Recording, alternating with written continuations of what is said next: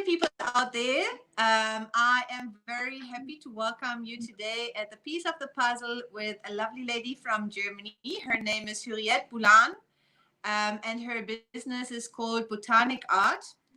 Her business is called Botanic Art because surely she does very artistic things that I have seen. I fell in love with what I saw. And that's why I said I have to actually invite her for our piece of the puzzle. So welcome, Hürriyet. Very nice that you took the time to talk to us today. Thank you so much for having me. I'm very excited to talk to you.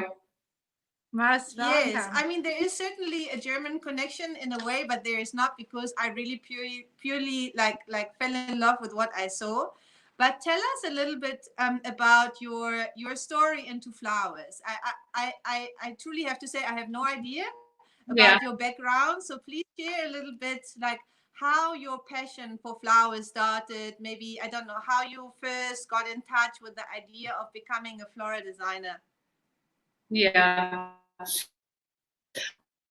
Well, my floral journey really began almost 20 years ago, and time flies, so sometimes I don't realize that it's been 20 years. And I wasn't really interested in flowers from the beginning. You know, it was never a thought of mine to work with flowers. I was kind of like pushed into it by someone because I was doing several different jobs, and this one guy had owned 3 or 4 flower shops, and he had asked me to work for him for a while. Even though I kept pushing him away, he said, well, come on, you will like it. So I started with 2 days a week in a regular flower shop, and that's where I really learned the basics, and somehow the flowers really like captured me. And I mean, who doesn't love flowers, really? But right, and I think it took about a year until once I learned all the basics, how to clean and condition the flowers and the type of flowers that we work with. And from that on, I wanted to, there's always a thing about floral design, there's never an end to really knowing it all. You keep learning and learning. Even after 20 years now, I've been learning and discovering new things. You kind of evolve because it's such a creative field. And that's how I fell in love with it. I did decide for myself that, because I worked in 2 settings. I worked in a flower shop. I also worked just with events and eventually freelance. And the freelancing part, just doing events and, you know, special things, was more my style. And I loved it because you set up an event or a wedding, and you get to see the result right then and there once you're finished. Yeah. You know, a flower shop is every day you're here, you kind of, to me, it was a little bit monotonous. And that's why I kind of like wanted to be in the event and wedding industry, just to experience a lot of things. I've seen a lot of different installations, worked for different companies. And so that's how I, you know, gathered my own experience. And then eventually you kind of find your own style within that, within other people's styles. And so yeah, 20 years later, I'm still loving it. I'm still enjoying it. And I'm still only focusing on events and, you know, weddings and photo shoots, anything that gets my creative juices flowing. So yeah. That's amazing. Yeah, and that's what I continue to do. Yeah. That's great. And I mean, I think, I mean, you're focusing obviously on events right now. You're maybe focusing a little bit more on different things, because the same as I believe, like all over the world right now, events have a very, very different like point of view, or even a standpoint right now. I mean, people are very hesitant to actually do events for very obvious reasons right now during a pandemic. Yeah. So tell us a little bit maybe about the situation in Germany. I mean, I follow obviously also what is happening in Germany, but just from your very own opinion, what is the current situation for events and weddings in Germany, or maybe even in neighboring countries? Yeah, you are based in, just maybe for the people who are watching, you are based in Berlin, right? Yes, I'm based in Berlin, and pretty much starting in March, we had, you know, our lockdown started mid-March, where all my events and, you know, there were even small events, even large events, they were canceled. First they were postponed, but then they were canceled. And understandably, because there were some events that I do usually every summer that are up to like 1,500 people. So that's a lot of, people to be gathering around. Yes. And now it's still going on where there are no events allowed. I think over 500, but it changes all the time. But still, no events are happening. Weddings in. But until 500, you can celebrate. Well, they have like new guidelines now. So I think they did weddings right now. Weddings are up to 150 people can attend. And I was just reading up on it today. But events, big, large events, even if they're outdoors, I think up to 500. But the guidelines change all the time. But in general, because I feel it as a business that I don't get the event inquiries that are that large. Because even if they lift the restriction, it's always a question of do people feel comfortable in going to a large gathering? So, but because of all of that, I shifted my focus to my floral photography. So it gave me this time to really focus on that and work on that every day, which I didn't have before. I always kind of like did it on the sidelines because of all the events and weddings that were going on. I mean, right now would have been a perfect wedding season for us, but I took the positive out of all this break, so I just focused on something else that I'm really passionate about and continued to do that. I do have now a little bit of photo shoots are starting up again where I get to design smaller sets. Of course, everybody has their security precautions, wearing a mask and gloves and all that stuff. So at least I don't want to say we're back to normal. We're not. But those are the little steps that we're doing. And, and as a creative, yourself, if you're standing still, it's, you get stir crazy. So that's why I'm excited about having these little projects that I'm getting every week, and that keeps me going. Yeah. So. Yes, I think, I mean, for Europe, just generally, I think people, even during the first weeks of the pandemic or lockdown, were quite fortunate because they could have access to flowers. Here in South Africa, for example, and for many other African countries, there was a time of about 6 weeks where we had 8 weeks, 8 weeks, where we had no imports, like flowers at all. So it was all really just down to medical supplies and food and things like that were allowed on a cargo side, but no fresh flowers whatsoever, and not even the flowers that were available in the country were allowed to be traded. So that is quite. It was a very colorless time. Quite hard. So that's why I think it's great if even you have something right now where you don't have events, where you at least have access to flowers, where you have a little bit like of a creative outlet where you can still create and do things. And I mean, as you can see on your page as well, you do amazing things. And I mean, and how does actually happen now from the journey that you described to what like you are doing now? Well, I started my photography about 5 years ago. It's something that I wanted to do for the longest time, but I never really just jumped into it and said, okay, I'm going to get myself a good camera and I'm going to focus and learn. So 5 years ago, it was, how it is when you do a wedding and, you kind of like depend on photographers to get some images, for your portfolio. And I love all the photographers that I work with. They're also great. They will, give you the images, but of course, their responsibility is to their client and not to the other vendors. So it was always a time thing. You have a wedding, it looks beautiful, and you're rushing out of there. You don't take any pictures, and then you kind of wait for the photographer. So just alone that was for me, you know what? I want to have a camera on site so I can take my pictures. I don't bother anybody.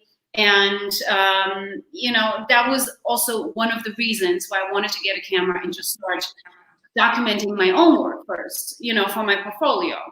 Mm-hmm. And from that this is very unsatisfying what we all experience when we go to a wedding, we are so much focused on what we do, and we Yeah. hope the best that the photographer will capture it nicely. But sometimes when we get the pictures, they are all great except of what you are expecting as a florist. So you know how it is. You know, you want to eventually see your own work because you did something beautiful, and then you know, a month later or 2 months later, you get images, and I'm very grateful for that when the photographers just send images. Yeah. But then it's sometimes not the view that you would have taken the picture. Yeah, exactly. That's why I didn't want to bother anybody, and I'm like, you know, this gives me a good reason to get my own equipment and start. And then I had my free time in between where I started working, you know, photography, taking pictures of individual flowers, and I took online classes in photography because it's not just, you know, pressing the shutter. Yeah. I know a little bit more, so I educated myself on that, and I still do. I still, you know, I'm still in the process of learning a lot of things, you know, picking other photographer friends' brain about the lighting and, you know, how I should present things. So it's a creative field. You have, you know, endless opportunities. And during this lockdown time that we had, you know, I was lucky enough to really focus on it much more. And like you had mentioned, we were really lucky during this time that our flower market was still open. So that was one of the things. I think they were closed for 1 week, you know, where everybody was closing up here for a week, but they figured that because people had nowhere to go, so all the shops were closed. Now people were focusing on getting their gardens together, getting their balconies, you know, full of flowers and plants. So that's why flower shops were usually open throughout the whole time. We did, I mean, I personally noticed at the flower market myself that materials, when, you know, all the flowers, not everything was coming in. And I think everybody saw the crash in Holland with how many flowers they trashed. So that kind of like, you know, made me very, very sad from a standpoint of, oh, we could have done so many things with these flowers. But yeah, so everybody felt it. I can't hear you. Is your volume on? Or your mic? One moment. So I think it's better now, right? Yes, now I can hear you. Yes. Yes. Yes.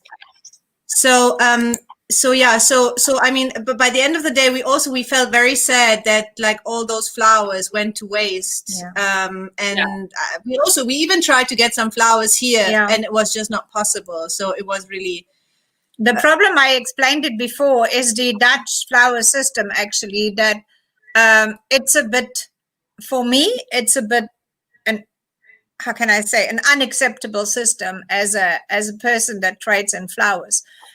When the flowers going to the auction and they are not sold for the price that the farmer wants to get, they go to waste because they want to keep the prices high.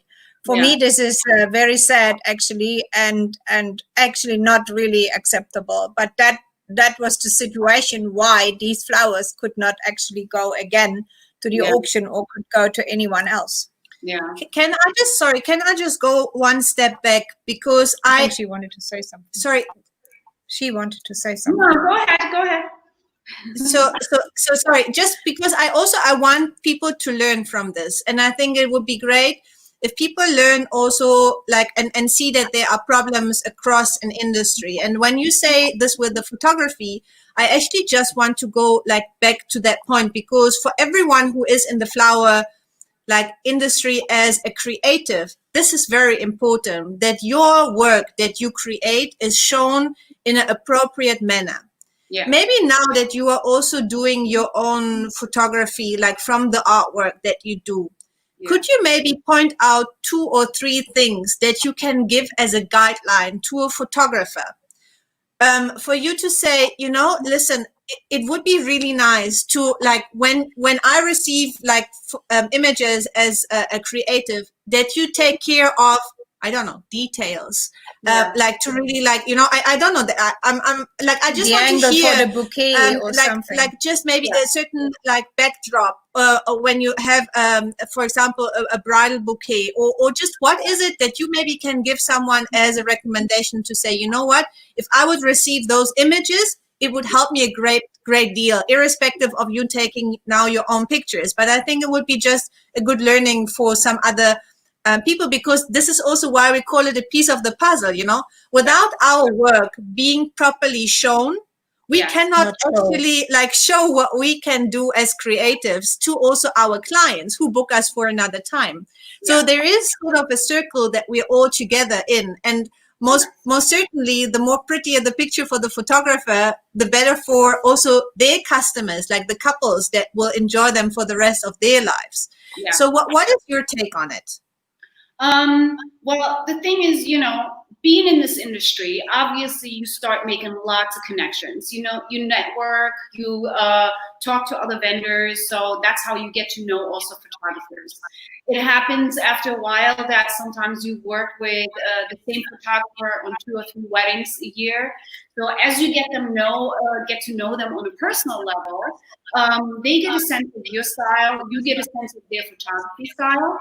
And because it's, like I said before, it is their responsibility, not to other vendors, it's to their client, it's to our client actually. So it's kind of like you got to approach it delicately with the foot, because you don't want to step on their toes, because they're an artist too, you know. And what I usually do, if it's a photographer that I personally don't know, I search them, because if there's a planner involved, they will give you a list of the vendors.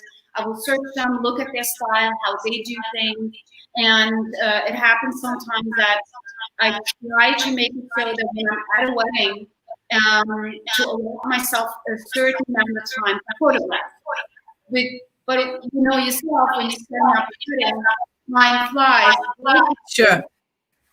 So I try to, if I see a photographer, I try to approach them and tell them who I am, and that I'm taking pictures of my flowers, you know, so they have an understanding. But even though I would appreciate the pictures they would send me, so it's a delicate issue who you're working with.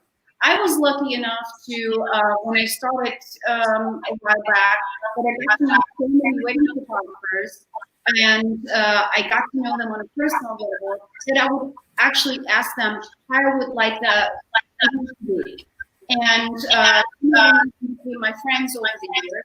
So they knew exactly what I wanted, and they kind of did me that favor and taken a bridal bouquet maybe from the front, or a centerpiece maybe from the back, you know, because that's how we can showcase our stuff. It's beautiful to get a picture with a bride and groom, you know, in front of the floral art, but it does take, for us, it's also important to know people, to really focus on what we have done to show our network. So, Exactly. yeah, it's I always try to do delicately, because like I said, I don't want to step on anybody's toes. And plus, we're all, you know, working in the same industry. We want to network. We want to have a you know, good relationship with all these vendors. And I've been lucky to have really wonderful people around me, even the vendors. And it's not such a gigantic wedding industry here. You know, it's you can really, you know, who's innovating, who's doing what, and so it's really easy to connect with people here in that sense. So I enjoy that very much, and so it works good. But for people who are starting out or are new and don't know how to approach them, I think it's always talk to the photographer, and you know, there's nothing wrong with introducing yourself and maybe asking if they can do that, because like you had mentioned, it's beneficial for everyone. It's beneficial for the photographer, and it's also beneficial for you know, for the florist, because at the end you're kind of like promoting each other's work, you know, so it works for everybody. And Yes. I think, yeah, that's it. Networking, and especially getting to know the vendors that you are going to work on a wedding with. It's I think you can do that, you know. It's interesting that you also mentioned networking. I mean, like, we have here already, as far as we see, we have people from all over Africa, even from Ghana. Afi, hello and welcome. I can just see them.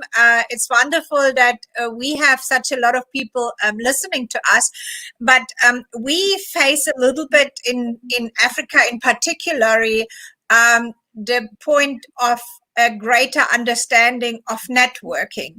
I mean, there's a lot of people, they do it already, but there is also, I would say there's more, they don't do it. And to convince them, what you would say out of your experience of working together with people, what is the benefit for you to work together with people and not doing things like just on your own? Well, in the beginning, you know, a lot of the trend never goes out of style doing style shoots. So everyone does these style shoots where all these different vendors come together. You look at their portfolios to see if it fits to your styling, and you put some together. It's, of course, at the end, it's a promotional aspect for everybody to promote their own work, what they do. And so in the beginning, I did that quite a few times, and that's how I got to know a lot of vendors. Eventually, it happens though, because now I don't really have the time to do any style shoots. You know, which is actually good. And that's right. I really don't. Plus, you, as a florist, you know yourself, you spend a lot of money into florals, and especially what I do, I use lots of flowers, you know, and so it's a definitely financial thing that you have to think about if it's in your yearly budget of doing that. And so that's a networking, you know, way of getting to know vendors.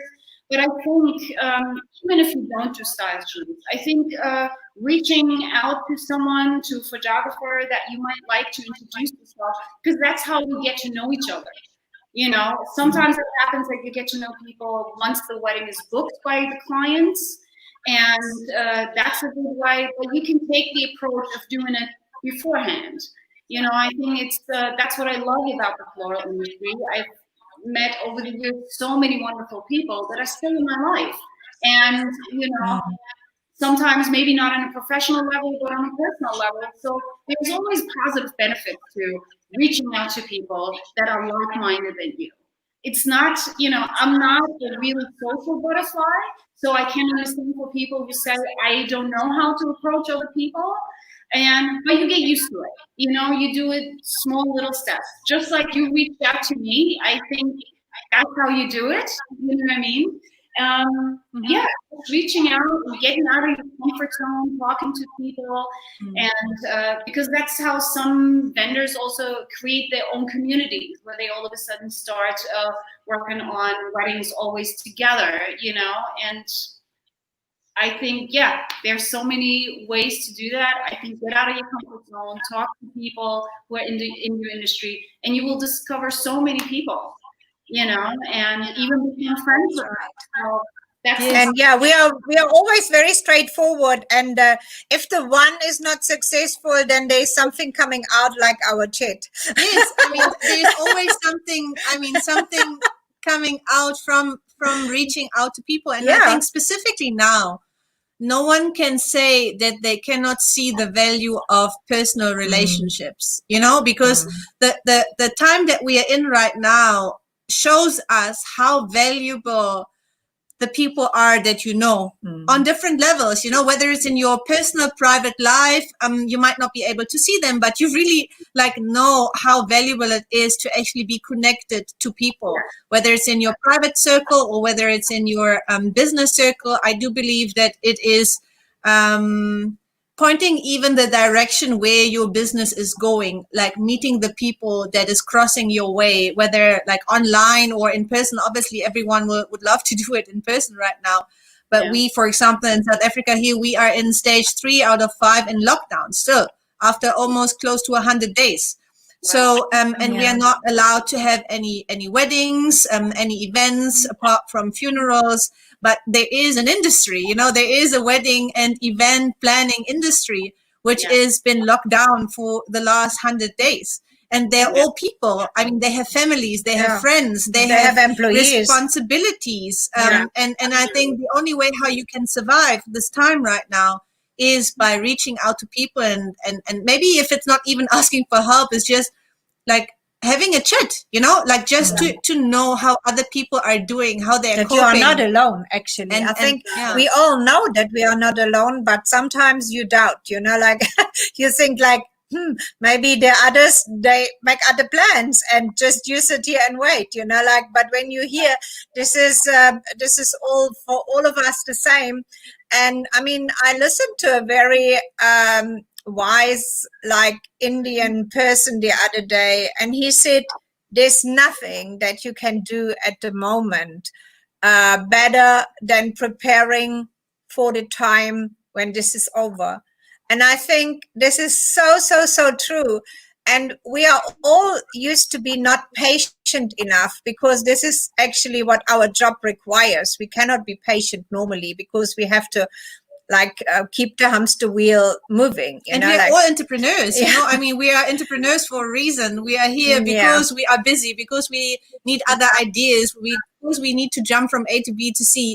And this time as well, I think has shown us that we also, as entrepreneurs, we may need some time to step like one step back, you know, to just like sit there and say like, okay, this is me, this is where I am right now, and it's okay to maybe even like rest, in a sense. I mean, 100 days plus is more than enough, but just like on a normal like busy lifestyle, we forget ourselves a lot as people, you know. I think I'm sure you as well, like when you're preparing for an event, there's almost no time to have lunch, there's no time to eat like some proper food, to really like just the basic things that for everyone else in this planet is just something very normal. For us, it's really crazy, and we have to meet obviously timelines, and the bride is walking down the aisle at 2, 3, 4 o'clock, no matter what, it has to be ready.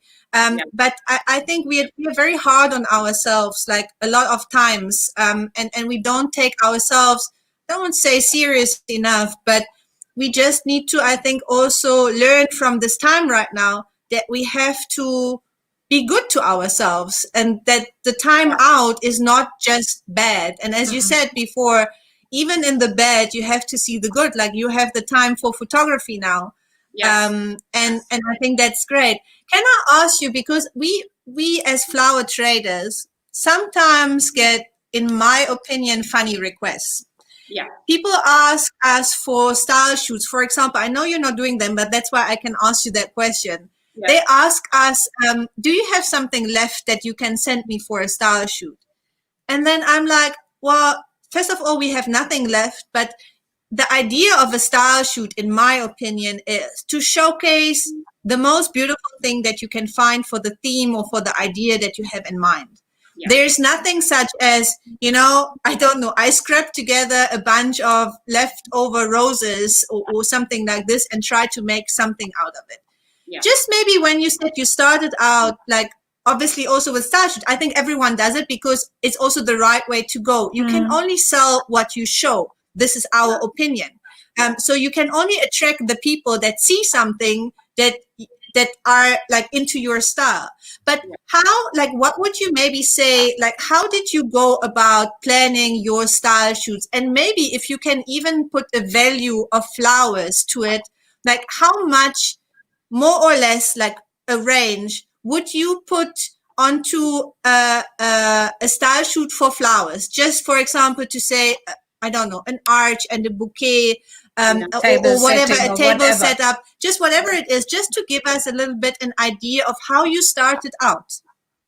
Well, the first style shoot that I did was with, she's a good friend of mine now, but she started out as a wedding planner. And we were right in the beginning stages of, I was establishing my business, she was establishing hers. So that was kind of like a good combination, because we were talking about different ideas. What do we want to accomplish? How should it work? And I had, you know, so at the end is, because nobody gets paid, that everybody's creative ideas should be somehow implemented because we all want to show our skills. So sometimes there's a planner involved. We'll have, we will put a mood board together, and then from there, I start thinking, okay, I can do this way because this is my style. And I would like to add this and with me, because everything so floral. So sometimes I have done where I spend almost 200-300 euros on one shoot, and then another one where I spent almost up to 1,000 euros for a shoot because I did the whole setting of from linens to I don't know, besides the florals, getting like vases and candle holders. So it's the vision that you have that you want to present, and that can cost. That's why I say it is financial aspect also. So you have to think about what you want to show and how you want to present yourself. And so style points in the beginning on that is very good. But if someone would come with the request of, can I have your leftovers? I wouldn't do that because it wouldn't represent what my style is, and plus I wouldn't want to give like half-dead flowers to anybody. So I want it to be quality, and that's why I don't intend to get requests like that. But as since you're a trader, I can might think you have some leftover flowers to give away, but I still wouldn't do that, because you're representing your company too with a fresh flowers. Exactly. Yeah. You don't just want to give, the flowers that are half dead. So, yeah.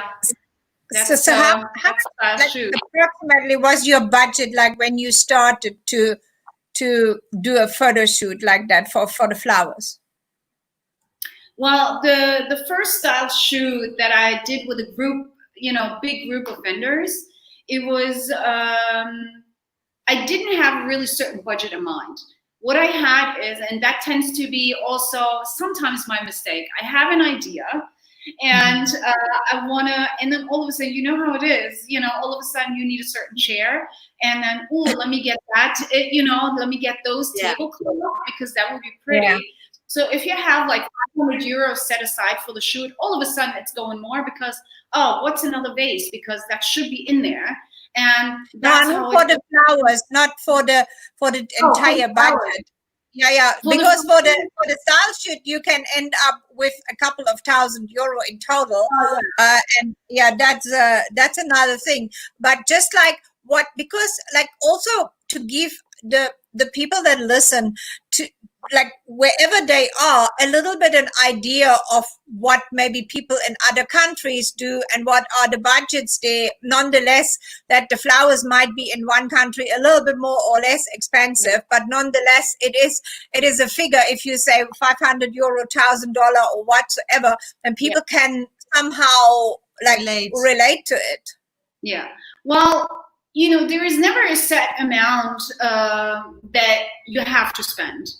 Obviously, depends on the idea that is set in front of you that you want to do. Yeah. What I usually do, I go to the flower market and I browse everything first before I start purchasing.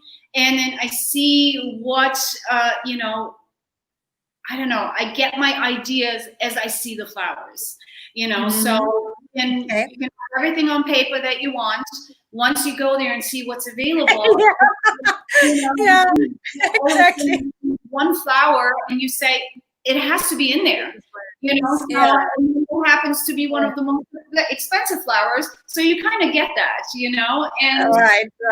You make a plan, but you have to be able to amend the plan. Exactly. That's a perfect way to put it. And so that's why I kind of like give myself a limit. But most of the time I go over my own limit, and simply because, like for instance, right now the Cafe au lait dahlias are starting up. And wow, they're amazing. As soon as they start up, they have the higher price. Once it's in full season, they go a little bit down with the prices. But, even though I don't need them for some specific, because they also don't last so long, but Good to have. It's just good to have. They are so beautiful. It's good to And I mean, for photography, I think at least you always have an excuse. Like your best job is now, whatever flower you get, you can always say, I use it for my photography. At least it has a lasting impression. Maybe we should start doing photography. You always have a good excuse to get the most gorgeous flowers. Exactly. Even if it lasts that long, even if it doesn't last that long, my first thought is, you know what, I can capture that. And then what happens after? Yes, exactly. Beautiful. Can I go back maybe to your work, like that hopefully resumes soon, like going back to event flowers? When you speak to clients, how deep, because this is, I think, what people also are interested in when they hear you talking. Do you commit to flowers, or do you like how do you basically like convey your style? Like, do you obviously give them a mood board to say like this is going to like be the look and feel of what we're gonna work on? But are you committing to certain flowers, or are you like, what is your take on this? Like, how do you also secure your own freedom of obviously what you can get and maybe also your design? Yes. Most of the time, the event companies that I've worked with them for quite a few years now. So we, you know, but even if it's a new client that approaches me, when let's just say it's a corporate event, and they have a certain idea, what I like to do is I put a proposal together and what I can do to get the feel and look that they want. And if I know a certain flower is definitely available during that season, then, and it is something that they definitely want, I do put that in there, detailed, which flower I will use. But I do reserve the right to, and I tell this to my clients, sometimes, you know how it is, a flower can be available or even ordered, and it doesn't come in the quality that you want it to be. So I always try to get an alternative. Most of the time it worked out, you know, with specific, like right now we're in the peony season. If somebody wants peonies, of course we can get them. And they're really beautiful and gorgeous. So, but if there's certain other flowers, I will look at the quality and I tell them, I will stay within the color, but give me that freedom to look for flowers that, you know, that can fit to it.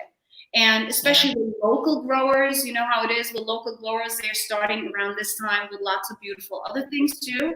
So I can't always detail, and I also won't, because I think we're working with natural products here. You know, there is, even if it's the season, it doesn't mean it's going to be the best quality this year. So I was lucky enough to have really good clients that understand that, and clients that trust my judgment and, you know, trust my expertise. So that's why I leave that open. If I go specific and, oh, I'm going to use this and this, I kind of like limit myself on my own creativity, what I can do. All of a sudden the stress level is really high, you know, because if you didn't get that flower in a good quality, where are you going to get it? You know, because our market is, we have, I think, about 5 or 6 wholesalers here, and maybe 6. So that's like the hub for everybody here in Berlin to go there. This is in Berlin, just like, let's say, this is in Berlin. City. We don't even have so many in the whole country. Oh, wow. Yeah. This is so they bring in the flowers, you order them. I mean, it happened to me that sometimes when I ordered a specific flower, they came and I was really disappointed. You know, so, and just to avoid that disappointment with the client, that's why I do it up front. You know, talk to them, they're neutral products, and offer them a quality alternative. You know, there are enough flowers to do that with. And of course, exactly what you say. Actually, this is a natural product. It depends on the weather conditions. It depends on the transport situation. It depends on so many different things. And also pricing is maybe also an issue. Sometimes you even get, but because maybe the weather was so bad, there's just a few of these varieties and the price is going rocket high, you know? Yes. So you can work with something that is much more beautiful, like, and fits maybe much more into what it is. And I think it's important to just like tell people, you know, don't commit to too much on a certain Yeah. flowers, and let the Your freedom. client like give you the freedom, obviously, to work within a certain theme or within a certain color range or Yeah. whatever it may be, but don't like really stick down to one certain a flower. Exactly. Maybe one thing, and I'm not sure if you're open to speak to that, but I think that it would help a lot of people just to hear how is your procedure when people are booking you as an event florist here. And I can tell you maybe the reason why I'm asking this, and we get asked this a lot for advice from our side, what we would advise florists to do. Unfortunately, in our situation right now, there are a lot of couples or customers, whether it's corporate clients or private events, that are shopping around for let's say pricing for the best prices for the most value. Yes. And they, most of the time, there are a lot of florists who put a lot of energy and time into quoting, and then sadly those individuals or companies, they just go to another florist and say, this is what I got quoted, can you do it for, I don't know, 20 euro cheaper or whatsoever, and they get then the deal, which I personally do not believe in, or we do not believe in. And I think there is a way to make this differently. But can you maybe like just tell, like run people through the process, if there is a client who's interested, what are you doing? Like, what are the steps to confirm also, or to secure also your business, the way how you do it? Well, once you really start out and you know this, you have a certain value for yourself. We can never forget that it's just not doing a centerpiece and putting it on the table. There is at least, the 1 week of maybe couple of days to preparing the proposal, to give to the client. So you have some, you spend some hours there. You're frozen. Are you there? Yes, yeah, we're here. Yes, we're here. Oh, okay. Yeah. Yeah, we're here. So you prepare your quote for the client. So that takes a couple of days because you're doing the sourcing and research. So then you order your flowers, you get them, you clean all the hours that are put into it. All of that cannot go. That goes into the value and the pricing of your centerpiece or overall event. So it takes a lot of time. All the client really sees is the end product. But all the hours that are front, and people who do appreciate and really specifically like your style, I'm not saying to, like sell one standard red rose for, I don't know, 50 euros one stem. That's not the point. It's not about, charging the highest price, but don't undervalue yourself. So what you do. And they are, of course, I have them too, where clients come and say, oh, we're going to get 2-3 proposals from 2-3 different companies, sometimes even 5 companies. So to me, that also shows that, because when I look at there's so many talented people in this industry, but everybody has their own distinct style. And that's the beauty of it. So there is a florist or a vendor for every client. And if you just go on by price, I feel that the design aspect, your own skill, is not that appreciated. If really specifically, I can understand, and that happens too, where a specific client will come to me and ask, oh, I love what you do, and this is what I want. And it is priced, it is priced to the value with what I have to do and all the hours calculated, and if I need help or not. And if they say it is way above their budget and they really lecture hypothetically, they want 100 euro centerpiece for 20, I can't do that, because simply I can't give them what they want in the style that I'm going to do it. But if they look around and say, okay, can we go maybe 80? Then I will adjust the count of the flowers. I will make it so the client wants to work with me. So you can adjust your pricing, maybe use less material, so make it, but it's that's what if the client really wants to book you, you work with them. But Yeah. if if you're just going with, oh, I got this from this florist, for €1,000, can you do it for 500? I wouldn't do that. It's Yeah. just fair to anybody. I think there are lots of florists also who might do that simply just to get in business. But if you think about the hours that you put in to the work that goes, it's sometimes exactly. not worth it. Exactly. You might as well go find a job and work for somebody and get paid more. The question is do you take deposits to draw up a quote? Yes, I do. For weddings, I do take 50% down just to book the day, and because after that, I already start, sometimes even 3-4 months ahead, get the certain vases that I'm going to use and order the flowers. And then 10 days prior to the wedding, the remaining balance needs to be paid off. Yes. Yes. And this gives, I'm 100%, 110% with you. And this gives you also the security and the freedom to go and shop your flowers in peace and in time.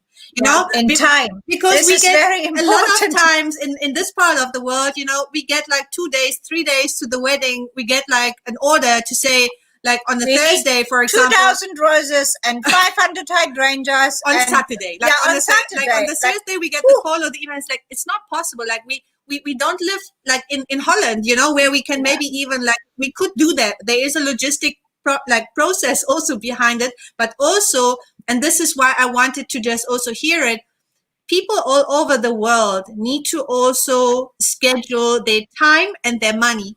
Yes. And I think this is a very important message, because you can only like confirm your booking once you have the money, once you 100% know this is in my account. Now, whatever I have pre-planned before, I can really execute now, to make the order in peace, or maybe even if the flower is not available, to make a sub arrangement to say whatever, this type of garden rose right now, whatever, is not performing well. Let's go with another like shade, reconfirm with the client if they're happy with this shade, because it's not your fault, but this is the time that you also need as a florist to really go back and forth, like with the clients, to make sure everything that you do before the wedding setup is done. And not on the day of the wedding, you need to run after your money or like nothing of that sort. Yeah, it shouldn't really. I mean, and with me, it worked out great.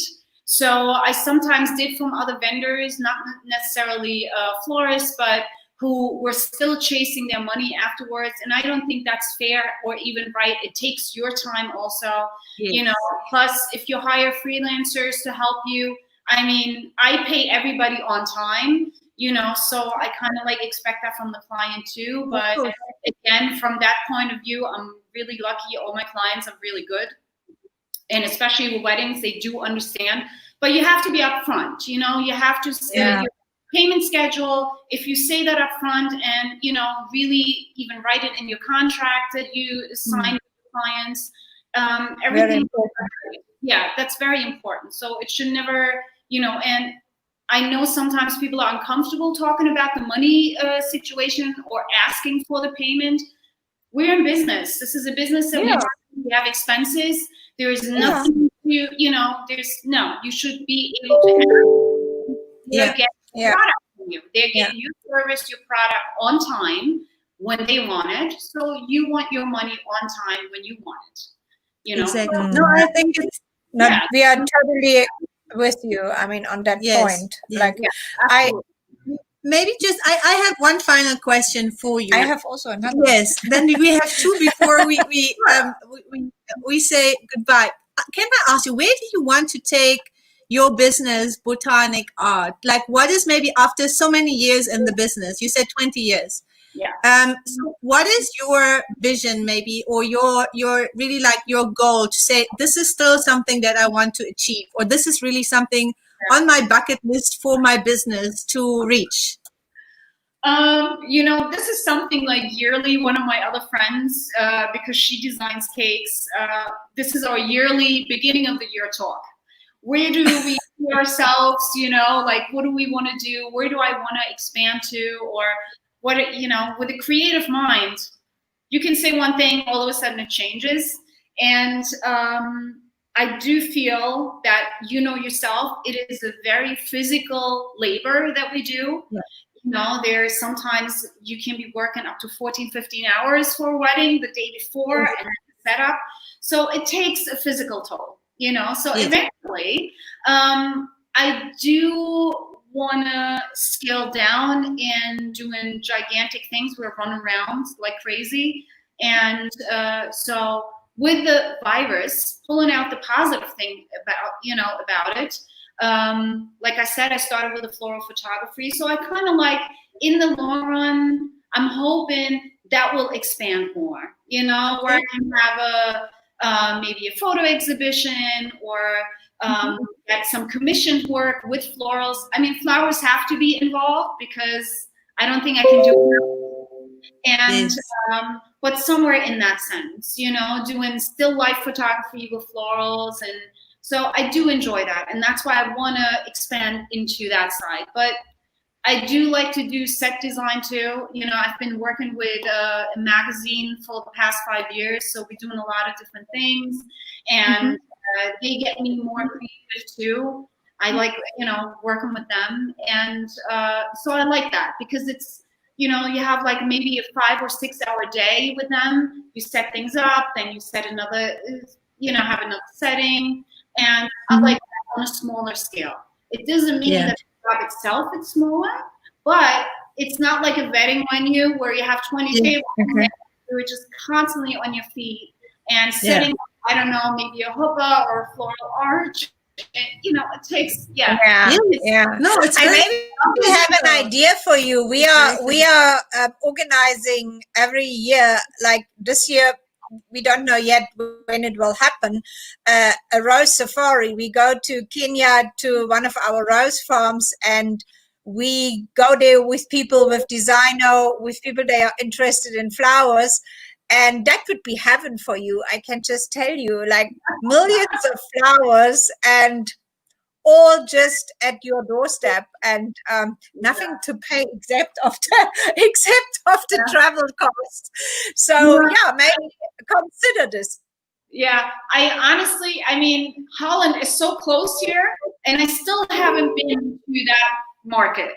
So this is no way. No. Even though I've been to Amsterdam, but that is definitely on my list of to do.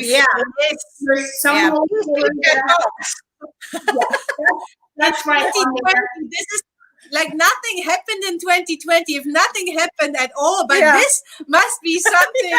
You know what I did to Alfie? We have in South Africa, we have an area that calls Namakwaland. And in Namakwaland, like in winter, there is a couple of weeks where the desert starts blooming when it starts slightly raining. It's like a carpet of flowers. It is like, since 20 years, I want to go there. Yesterday, we decided, if not this year, it will not happen the next 20 years again. So we are going to Namakwaland in August. This is already like booked. See how long it took you. So, and you know, Amsterdam is our neighbor. So that's definitely on my list in the nearest time, because I want to be, I just want to see it. You know, I've seen the videos, what's happening and how the market works and, you know, the auction. It's just, it's definitely, I want to see what's happening there, you know, live. Yeah, definitely a must to do. My final question was actually, and I hope you can just give us like one little figure, because we have here, like for our weddings, a thumb like calculation. What you would say in Germany, what is the flower budget on an ordinary wedding in percent of the total budget? Percent wise, I think, I mean, in the 9 years that I have my business here in Berlin, I did see how Berlin in itself, or Germany in itself, evolved in really paying attention to the floral decor. So, which is great for you and for many others. Yeah, exactly. So it's definitely, that's a positive thing about all these years. But there's still, I'm lucky to get clients who really want that specific aesthetic, you know, about design. So they already know up front how much money they would spend. And but it's still I can't really say in general in Germany what the percentage is, because sometimes they have these you know, venues where they have package deals where the florals are included and the cake is included. So to me, I think from my experience with the weddings I had, I would say they probably easily spend 20% of their budget on the decor. You know? We say between 20 to 30%. This is what we recommend, and to we have just a certain look, you know. I mean, we're in the flower world, so we are in the flower business. We are not in the like any other business. So obviously, to achieve a certain look and to make like, I don't want to say statement pieces, but just even to have just a certain aesthetic, you need to budget in more or less between a bit out of the ordinary. 20 to 30% to just show the photographer what you have done as a florist, you know, like on a wedding, for example. No, thank you. I mean, like, we just wanted to see like what are the differences like in different countries, but somehow we get to the point to understand there's not so much difference. Like, that's why I'm also asking for the percentage, because I mean, like, obviously it depends on if you have a 500 people wedding or a 50 people wedding. That's a totally different story. But like, one can actually relate a bit on the percentage of the all over budget. I would say like already like almost an hour we've talked, and it was just flying. Yes, thank you so much. That was great. It was really, I have to say, a lot of insight was in this chat, and I really appreciate this. I hope a lot of people could take away a lot from your experience and what you could like share with us. I hope for you that you really make your way to Amsterdam this year. I hope that weddings in a safe way, somehow also in a way that people feel comfortable in, like really gathering and meeting up again, will resume sooner than later. I think not only for you, I think that goes like around the world. I think like in a way, everyone related to weddings somehow is, I don't want to say forgotten, but we really see that there is not a big lobby for us. I think at least for us here in South Africa, I've heard also from other people that is like the same in other countries. But I do hope that we can bring joy with the flowers back to events very soon. And I think without flowers, there's no event. Some people say that without a cake, it's not an event, but I say without flowers, there's no event. And I wanted to wish that when you decide you will release your pictures, let us know. I would be very much interested, because it could go maybe into our fabric line, because we have a fabric line that we do for napkins, tablecloth, for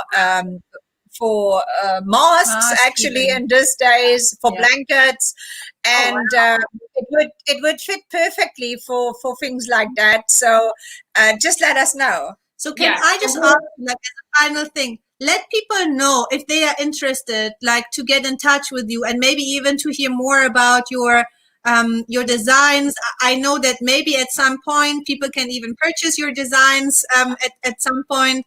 But even if they just want to follow you and your journey, where can they do that?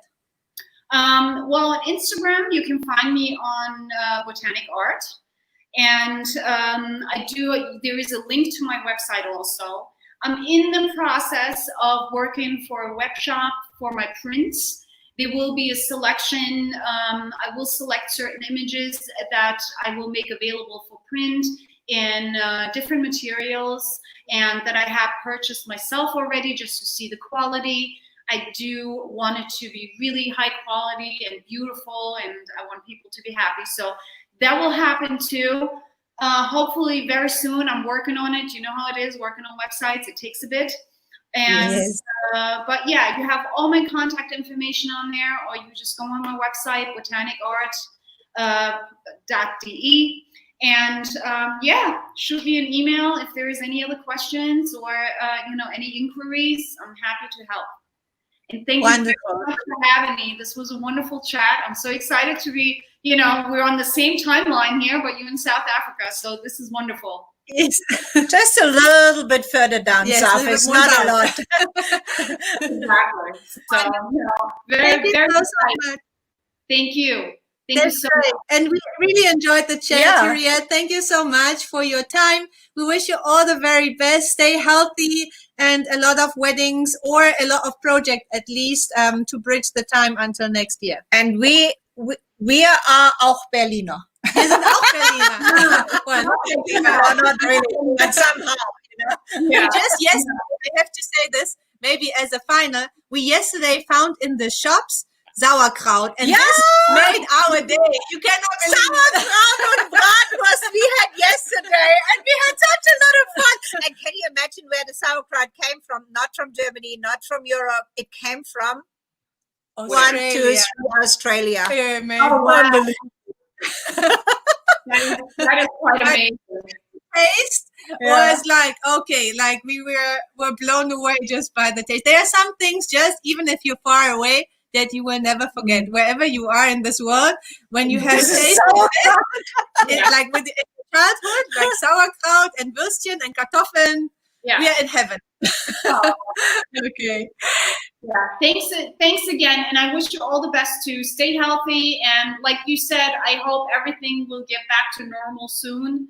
But in the meantime, you know, to everyone, find something that gets your creative juices flowing, because standing still as a creative is, it doesn't work for me, and I know it doesn't work for others. So we'll just get creative. You know, exactly. Let's do that. Thank you very much. Thanks a lot. Thank you, and all the very best. Take care. Bye. All the best. Bye. Thank you. Bye.